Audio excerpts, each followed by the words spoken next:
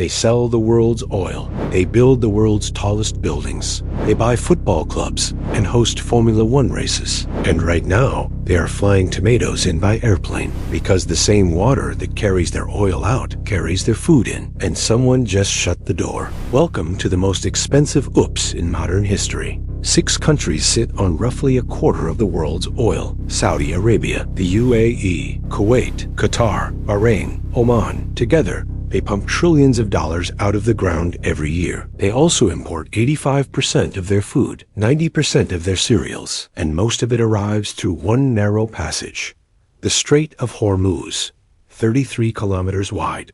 The same door that lets the oil, lets the groceries in. On February 28th, 2026, the United States and Israel launched joint airstrikes on Iran.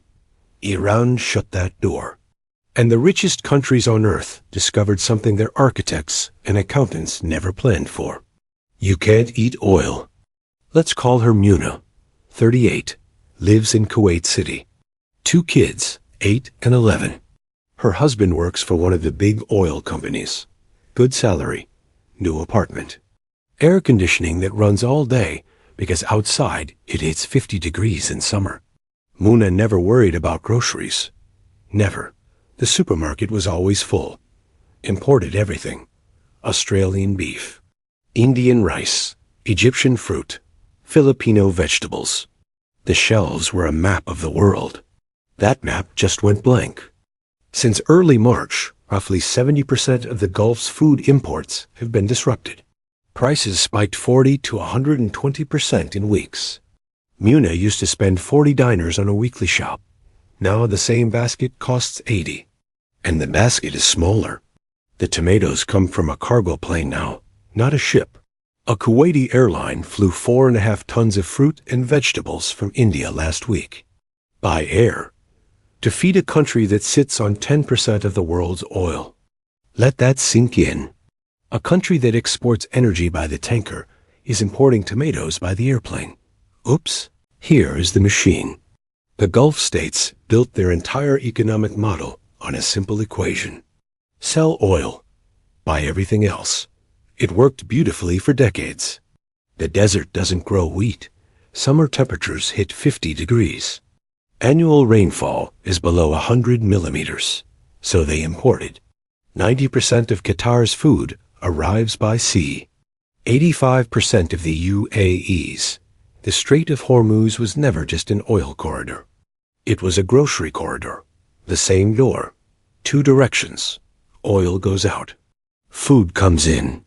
Nobody imagined both would stop at the same time. The exact trigger is debated, but by the first week of March, the strait was effectively closed. Iran's Revolutionary Guard declared it shut. Insurance companies pulled coverage. Major shipping lines suspended routes. And here is the part that nobody in those gleaming towers saw coming. When you shut the oil door, you also shut the food door. The weapon aimed outward hit home. And it gets worse. Much worse. Muna turns on the tap. The water flows. For now, but she reads the news. Iran struck desalination plants in the Gulf. Kuwait gets 90% of its drinking water from desalination. Qatar gets 99%. In a region where rain barely falls, these plants are not infrastructure. They are life support. Hit the power, you lose the water. Lose the water, and oil wealth means nothing. You cannot drink a barrel of crude. Oops, now widen the lens. This is not just 6 countries. This is 100 million people. According to the UN Food and Agriculture Organization, replacing the Gulf's disrupted food imports would require moving 191 million pounds of food into the region every single day. For context, the World Food Program delivers 15 million pounds per day to 81 million people across the entire planet. The Gulf alone would need 13 times that every day. There is no logistics system on Earth that can do this by air. The supermarket shelves in Dubai and Riyadh still look normal, but not because the crisis isn't real. Because these countries are burning through strategic reserves. Staple food stocks cover 4 to 6 months. After that, the math breaks. And fresh produce, the fruit Muna's kids eat, the vegetables on her table, cannot be stockpiled at all. Meanwhile, Iran banned all food exports on March 3rd. The Gulf's oil production dropped by over 10 million barrels per day. 150 ships are stranded. 450,000 containers are waiting. And Jazeera Airways is flying groceries. Muna stands in the supermarket. A rice aisle is half empty. The prices are written in pencil now because they change too often for ink. Her daughter asks for strawberries. Muna checks the price, looks at her phone, puts them back. Outside, the skyline glitters. The bird-style towers catch the desert sun. A billboard advertises a luxury watch. Next to the supermarket, a construction crane builds another mall. The mall will have marble floors and designer brands. It will not have a farm. Now the pushback. The Gulf states planned for this. They built grain silos. Qatar restructured its food security after the 2017 blockade. The UAE built storage outside Hormuz in Fujairah. Saudi Arabia has Red Sea ports.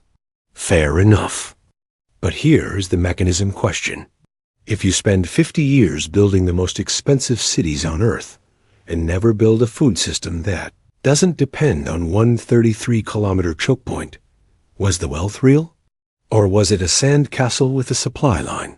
The skyscrapers are standing. The oil is underground. But the fridge is empty and the tap is borrowed. Here's what this channel exists to say. The Gulf paradox is not a Gulf problem. It is a mirror. Every country that imports more than it grows, every city that depends on a single supply route, every economy that measures wealth in towers instead of tons of grain, is looking at its own future. The mechanism is always the same. Build wealth on extraction. Ignore the fragility. Wait for the choke point to close. Then discover that the richest country on Earth can't feed itself without an airplane.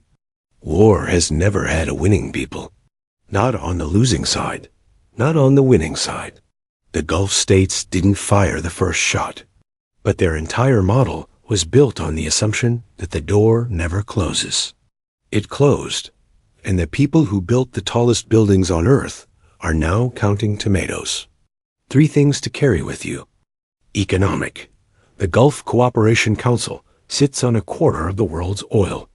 It imports 85% of its food through the same choke point it exports oil from. When the door closed, both stopped. The weapon aimed at others hit home first. Social. Muna's husband works in oil. Oil isn't flowing. Muna's groceries came by ship. Ships aren't sailing. Muna's water comes from desalination. Desalination plants were hit. 1 family. 3 lifelines. All cut by the same 33-kilometer strait. Global. If the wealthiest nations on Earth can be brought to their knees by a closed door, what does that say about the rest of us? Every country that trades through a choke point is 1 closure away from the same paradox. The Gulf just showed us what happens when you build everything and grow nothing. Remember the tomatoes? They came by airplane. To a country that sits on 10% of the world's proven oil reserves. That is the Gulf paradox in 1 sentence.